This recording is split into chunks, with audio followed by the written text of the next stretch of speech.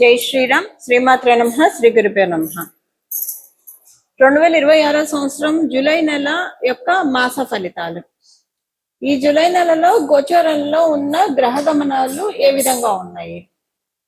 వృషభ రాశిలో మంగళ సంచారం, ఈ మాసం మొత్తం కూడా మంగళ సంచారం వృషభ రాశిలో ఉంటుంది. రవి సంచారం మిథున రాశిలో 16వ తారీఖు వరకు కూడా మిథున రాశిలో రవి సంచారం ఉంటుంది. 17వ తారీఖు నుంచి ఆయన కర్కాటక రాశిలోకి ఆయన సంచారం సాధిస్తారు. అప్పుడే మనకి ఇంకా దక్షిణాయన పుణ్యకాలం కూడా ప్రారంభం అవుతుంది. అప్పటి నుంచి బుధుడు వక్రగతిలో ఉన్నాడు కాబట్టి ఈ నెలలో ఆయన సంచారము కర్కాటక రాశి మిథున రాశిలో ఆయన సంచారం ఉంటుంది. శుక్రుడు ఈ వారం మొదట్లో 5వ తారీఖు వరకు 4వ తారీఖు వరకు కర్కాటక రాశిలో సంచారం చేస్తూ 5వ తారీఖు నుంచి ఆయన సంచారాన్ని సింహరాశిలో ఉంటుంది. ఆయన సంచారం సింహరాశి, శుక్రాచార్యుల వారి సంచారం సింహరాశిలో ఉంటుంది. గురు భగవానుడు సంచారము కర్కాటక రాశిలో ఉంది. సింహరాశిలో కేతుదేవుని సంచారము, కుంభరాశిలో రాహుదేవుని సంచారము, ఆఖరిదైన మీనరాశిలో శనేశ్వరుని సంచారము. శనేశ్వరుడి సంచారము ఈ మాసం చివర్లో ఆయన వక్రగతిలోకి వెళ్తున్నారు. ఇదే ఈ వారం యొక్క గోచారంలో ఉన్న గ్రహస్థితులు. ఇది ఈ మాసము గోచారంలో ఉన్న గ్రహస్థితులు. ఈ మాసంలో ఉన్న ఈ గోచార గ్రహస్థితుల్ని అనుసరించి ఎలాంటి ఫలితాలు ద్వాదశ రాశుల వాళ్ళకి, ద్వాదశ లగ్నాల వాళ్ళకి ఉండబోతున్నాయి. అలాగే ఈ మాసము గోచారంలో గ్రహ గమనాలు ఎలాగున్నాయి అంటే మంచి స్థానాల్లో ఉన్నాయా, ఏదైనా జాగ్రత్తలను సూచిస్తున్నాయా, ఏదైనా శుభత్వాన్ని సూచిస్తున్నాయా? ప్రత్యేకాంశం ఏంటంటే గోచారంలో ఈ మాసం చివరిలో శనేశ్వరుడు మళ్ళీ మనం సపరేట్ గా ఒక వీడియోలో నేను చెప్తాను ఎలా ఉంటుంది అనేది. ఇది కొంతమందికి చాలా బాగా ఉంటుంది. ఏలినాడులో ఉన్న వాళ్ళకి బాగా ఉంటుంది ఇప్పుడు వక్రగతి, అష్టమ శ్రేణిలో ఉన్న వాళ్ళకి బాగా ఉంటుంది, అర్ధాష్టమ శ్రేణిలో ఉన్న వాళ్ళకి బాగా ఉంటుంది. ఒక రిలీవింగ్ ఫ్యాక్టర్ అనుకోండి ఈ ఏలినాడు శని, అష్టమ శని, అర్ధాష్టమ శనిలో ఉన్న వాళ్ళకి అది ఈ మాసం చివరి నుంచి స్టార్ట్ అవుతుంది. అలాగే కంటక శనిలో ఉన్న వాళ్ళకి కూడా ఈ పాయింట్ వర్తిస్తుంది. ఇది మోస్ట్ స్పెషల్ అంశము గోచారంలో. ఇంకొకటి ఏంటంటే మనందరికీ తెలిసిన దేవగురువు అయిన బృహస్పతి కర్కాటక రాశిలో ఆయన సంచారము, రవి కూడా ఈ మాసం మధ్యలో కర్కాటక రాశిలోకి రావడం, అన్ని మాసాల్లోకెల్లా అన్ని రాశుల్లో ఆయన సంచారం కంటే కూడా దేవగురువు అయిన బృహస్పతి సంచారము కర్కాటక రాశిలో, ధనుసు రాశిలో మీన రాశిలో ఈయన సంచారం చాలా స్పెషల్ గా ఉంటుంది. ఇప్పుడు ఇది ఈయన సమక్షంలో సూర్యనారాయణ మూర్తి కర్కాటక రాశిలో ప్రవేశం అంటే దక్షిణాయన పుణ్యకాలం ప్రారంభం అవుతుంది. ఇది చాలా మంచిది. దీని గురించి కూడా మనం ఒక వీడియోలో నేను చెప్తాను. దక్షిణాయన పుణ్యకాలం ఈ సంవత్సరం ఎంత సిగ్నిఫికెంట్ గా ఉంది, దీన్ని మనందరం ఎలా చేసుకోవాలి, ఇవన్నీ కూడా మనం ఒక వీడియోలో మాట్లాడుతున్నాం. మొత్తానికి అయితే ఇవి ఈ మాసంలో ఉన్న గోచారంలో ఉన్న ప్రత్యేక అంశాలు. ఇప్పుడు నేను చెప్పినట్టు శుభత్వాన్ని సూచిస్తుంది కదా. శనేశ్వరుడు వక్రగతిలోకి వెళ్ళడం కొన్ని రాశుల వాళ్ళకి నేను చెప్పాను కదా. ఏలినాడు శనిలో ఉన్న వాళ్ళకి, అష్టమ శనిలో ఉన్న వాళ్ళకి, అర్ధాష్టమ శనిలో ఉన్న వాళ్ళకి, కంటక శనిలో ఉన్న వాళ్ళకి వీళ్ళందరికీ ఊరట ఇస్తుంది. అట్ ద సేమ్ టైం వృషభ తులా రాశుల వాళ్ళకి కొంత ప్రతికూలం పూర్తిగా అని చెప్పను, అలాగని అనుకూలంగా కూడా ఉండదు, అలా ఉంటుంది. ఇవి ఈ మాసంలో ఉన్న గోచార గ్రహస్థితులు. అలాగే ఇప్పుడు గోచార గ్రహస్థితులను అనుసరించి ద్వాదశ రాశుల వాళ్ళకి, ద్వాదశ లగ్నాల వాళ్ళకి ఎలాంటి ఫలితాలు ఉంటాయో మనం పరిశీలిద్దాం. వృశ్చిక రాశి వృశ్చిక లగ్నంలో పుట్టిన వాళ్ళకి పంచమ స్థానంలో ఉన్న శనేశ్వరుడు ఈ మాసం చివరిలో వక్రిస్తూ ఉన్నాడు. అలాగే గురుబలం అయితే చాలా అత్యద్భుతంగా ఉంది ఈ మాసం. ఈ మాసం ఏంటి ఇంకా 1 year వరకు ఉంటుంది, అది వేరే సంగతి, అది ఉంది. అలాగే శుక్రాచార్యుల వారి యొక్క కటాక్షం కూడా చక్కగా ఉంది మీకు దశమ స్థానంలో ఆయన ఉండడం వల్ల. ఈ మాసంలో మీకు ఎలా ఉంటుందంటే పిల్లల ఆరోగ్యానికి సంబంధించిన చికాకు కొంత ఉంటుంది. జాగ్రత్త చూసుకోవాలి పిల్లల ఆరోగ్య విషయంలో. ఒకవేళ మీ పిల్లల జన్మజాతకం బాగుంటే అప్పుడు ఈ పాయింట్ చూడండి. మీకు కొన్ని పాత విషయాల వల్ల మీరు ఈ మాసంలో డిస్టర్బ్ అవుతారు. అంటే అవేవో మళ్ళీ ఇప్పుడు రిపీట్ అవుతాయని కాదు, ఎందుకో మీకు అవన్నీ గుర్తొస్తాయి. ఎవరైనా వ్యక్తులు కలిసి డిస్కస్ చేయడం వల్ల కావచ్చు, మీకు బాగా సన్నిహితమైన వాళ్ళు డిస్కస్ చేయడం, ఏవి ఇప్పుడు జరిగినవి ఉండవు, అప్పుడు జరిగినవే మళ్ళీ డిస్కస్ చేయడం వల్ల కావచ్చు, లేదా ఇంకేదైనా కారణాల రీత్యా కావచ్చు, అవి గుర్తొచ్చి కొంచెం ఎందుకో అది తలుచుకొని కొంచెం బాధపడతారు. అంటే ఇంతలాగా మోసపోయారా మీరు, ఇంతలాగా మోసం చేశారా మిమ్మల్ని అందరూ అని మీరు అనుకుంటారు.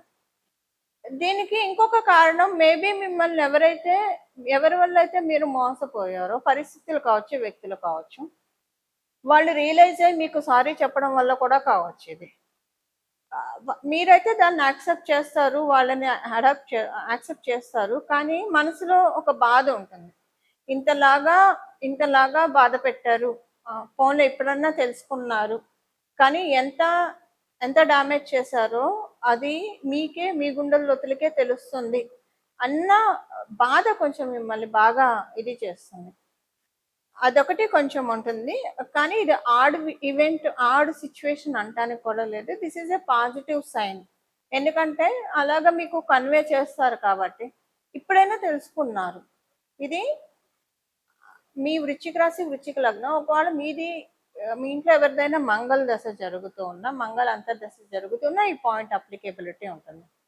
ఎవరెవరి వల్ల అయితే మీరు 2026 లేదా 25 బిఫోర్ వరకు కూడా బాధపడ్డారో, లేదా 25 కూడా ఇంక్లూడ్ చేసుకోవచ్చు, వాళ్ళ నుంచి ముక్తిని పొందుతూ ఉన్నారు. ఈ మాసం మధ్యలో నుంచి మీకు తెలుస్తూ ఉంటుంది.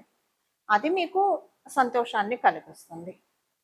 ఇలా మీకు మీరు విద్యార్థినులు అయితే కనుక చాలా బాగా ఉంటుంది. అన్ని అంటే బద్ధకాన్ని వదిలేసి, బద్ధకం అంటే ల్యాక్ ఆఫ్ కాన్సన్ట్రేషన్ నా ఉద్దేశంలో, దాన్ని వదిలేసి చాలా కేర్ఫుల్గా మొత్తం ప్రతిదీ కూడా ఇంట్రెస్ట్ తోటి, శ్రద్ధ పెట్టి, కాన్సన్ట్రేటెడ్గా ప్రతిదీ కూడా స్టడీ చేస్తారు. దానివల్ల కాన్సన్ట్రేషన్ లెవెల్స్ ఎక్కువ ఉండడం వల్ల మెమరీ పవర్ ఇంక్రీజ్ అవుతుంది. కాన్సన్ట్రేషన్ లెవెల్స్ ఉండడం వల్ల మీకు గంటలో చదివే సబ్జెక్టు పావు గంటలో అర్థమైపోతుంది. ఇలాంటి అనుకూలతలు ఉన్నాయి. ఉద్యోగస్తులకి, వ్యాపారస్తులకి ఇద్దరికి కూడా చాలా అనుకూలమైన శుభ సమయంలో ఉన్నారు.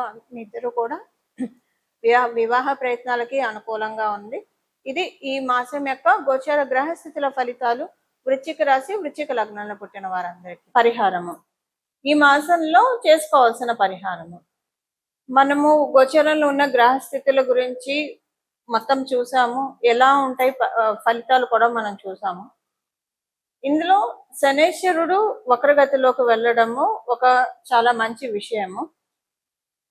అంటే వక్రగతిలోకి ఆయన వెళ్ళేది కుంభరాశిలోకి అవ్వడం వల్ల, అంటే కుంభరాశి వైపే కాబట్టి ఇది ఒక మంచి విశేషాంశము. అందువల్ల దీనిలో అన్ని బ్లెస్సింగ్స్ తీసుకోవడానికి, శనేశ్వరుడి బ్లెస్సింగ్స్ తీసుకోవడానికి, అందున ప్రత్యేకించి ఏలినాటి శని ఉన్న వాళ్ళు, అష్టమ శని ఉన్న వాళ్ళు, అర్ధాష్టమ శని ఉన్న వాళ్ళు, కంటక శని ఉన్న వాళ్ళకి ఇప్పుడు అది ఎవరెవరో నేను చెప్తాను. ఏలినాటి శనిలో ఉన్న వాళ్ళు ఇప్పుడు కుంభరాశి, మీనరాశి వాళ్ళకి ఏలినాటి శని ఉంది, కుంభరాశి వాళ్ళకి ఏలినాటి శని ఉంది, అలాగే మేషరాశి వాళ్ళకి కూడా ఏలినాటి శనిలోనే ఉన్నారు. అర్ధాష్టమ శనిలో ఉన్న వాళ్ళు ఎవరు? ధనుసు రాశి వాళ్ళు. అష్టమ శనిలో ఉన్న వాళ్ళు సింహరాశిలో ఉన్నవాళ్ళు. కంటక శని ఎవరికి ఉంది? మిథున రాశిలో ఉన్న వాళ్ళకి. సో ఈ రాశుల్లో ఉన్న వాళ్ళకి కావచ్చు, లేదా ఇప్పుడు నేను చెప్పిన రాశులు లగ్నాల్లో ఉన్న వాళ్ళకి అష్టమ శని, అర్ధాష్టమ శని, ఏలినాటి శని, కంటక శని ఇవన్నీ ఉన్నాయి. దీంట్లోంచి ఇప్పుడు బయటపడటానికి మంచి సమయము. అంటే తర్వాత ఇప్పుడు ఏలినాటి శని కుంభరాశి వాళ్ళకి అయిపోతుంది అనుకోండి నెక్స్ట్ ఇయర్, కానీ మీనరాశి వాళ్ళకి ఉంటుంది, మేషరాశి వాళ్ళకి ఉంటుంది, తర్వాత నెక్స్ట్ ఇయర్ వృషభ రాశి వాళ్ళకి కూడా స్టార్ట్ అవుతుంది. ఇది ఏంటంటే దీంట్లోంచి ఇంకా మీనరాశి వాళ్ళు, అంటే అర్ధాష్టమ శని, అష్టమ శని ధనుసు రాశి వాళ్ళకి, సింహరాశి వాళ్ళకి కూడా అయిపోతుంది, కంటక శని మిథున రాశి వాళ్ళకి అయిపోతుంది. సో మేజర్ గా మీనరాశి వాళ్ళకి, మేషరాశి వాళ్ళకి ఇప్పుడు ఇది ఒక మంచి ఆపర్చునిటీ అందరికీ కూడా. ఇప్పుడు శనేశ్వరుడు యొక్క అనుగ్రహాన్ని పొందడానికి ఇబ్బందులు లేకుండా, కర్మకారకుడు కాబట్టి మనకి సమన్వయం చేసిన గ్రహం కూడా, అన్ని గ్రహాలు సమన్వయం చేసిన సాటర్న్ కొంచెం ప్రతిదీ కూడా లెక్కలు కరెక్ట్ గా తెలుస్తారు కాబట్టి మనం చేసుకోవాల్సిన శనీశ్వరుడికి సంబంధించిన పరిహారమే చేసుకోవాలి. దీనికి బెస్ట్ థింగ్ ఏంటంటే, మీకు మీ ఇంటి దగ్గర ఏదన్నా భద్రకాళి అమ్మవారి ఆలయం ఉంటే ఆలయాన్ని దర్శించి రావడము, అలాగే విష్ణుమూర్తి ఆరాధన లేదా పరమశివుడికి ప్రతిరోజు సాయంత్రం పూట ఈ మాసం మొత్తం కూడా చేసుకోవడము, లేదా మీరైనా సరే అభిషేకం చేసి రావడము, ఈ మూడిట్లో ఏదైనా చేయవచ్చు. అసలు ఇవేం చేయలేమని అనుకున్న వాళ్ళు ప్రతిరోజు మీకు ఏ గుడి కుదిరితే ఆ గుడికి చెప్పులు లేకుండా కాళ్ళకి వీలుంటే, మీకు అవకాశం ఉంటే కనుక కాళ్ళకి చెప్పులు లేకుండా వెళ్ళి దర్శనం చేసుకున్నాను. అవకాశం లేని వాళ్ళు, అంటే కొంతమందికి షుగర్ ఇలాంటి ప్రాబ్లం ఉన్న వాళ్ళు చెప్పులు లేకుండా నడవలేరు. సో అలా మీకు ఆరోగ్యరీత్యా ఇబ్బందులు ఉంటే చెప్పులు వేసుకొని వెళ్ళవచ్చు. బట్ వీలుంటే ఈ మాసం మొత్తం కూడా ఏదో ఒక దేవాలయానికి ప్రతిరోజు కుదిరితే ఒకటే టైంలో దర్శనం చేసుకోండి, చాలా మంచి ఫలితాలు వస్తాయి. ఒకవేళ ఒకటే టైంలో చేసుకోవడానికి కుదరలేదు, మీరు పొద్దున్న సాయంత్రము మీకు ఎప్పుడు కుదిరితే అప్పుడు, సాయంత్రం అయితే మళ్ళీ స్నానం చేసి శుచిగానే వెళ్ళాలి దేవాలయానికి. ఉదయాన్నే అయితే స్నానం చేసి ఉదయాన్నే అయితే ఇంకా బెస్ట్. సో మీకు ఏ టైంలో కుదురుతుంది ఆ టైంలో మీరు దేవాలయానికి వెళ్ళడానికి ప్రయత్నించండి. ఇప్పుడు నేను చెప్పిన వీటిలో ఏదైనా చేసుకోవచ్చు, లేదా రోజు లలిత సహస్రనామం చదివినా కూడా మంచి ఫలితాలు వస్తాయి. వీటిలో ఏదైనా చేసుకుంటే కనుక శనీశ్వరుడు మంచి ఫలితాల్ని ఇవ్వడానికి చాలా చక్కటి, అంటే ఇప్పుడు ఉన్న ఈ వక్రగతిలో ఉన్న శనీశ్వరుడు చాలా మంచి రిజల్ట్స్ ఇవ్వడానికి అందరికీ కూడా అవకాశం చక్కగా ఉంటుంది. ఇవి ఈ మాసం యొక్క గోచర గ్రహస్థితులను అనుసరించిన ఫలితాలు, అలాగే తదనుగుణంగా చేసుకోవాల్సిన పరిహారం.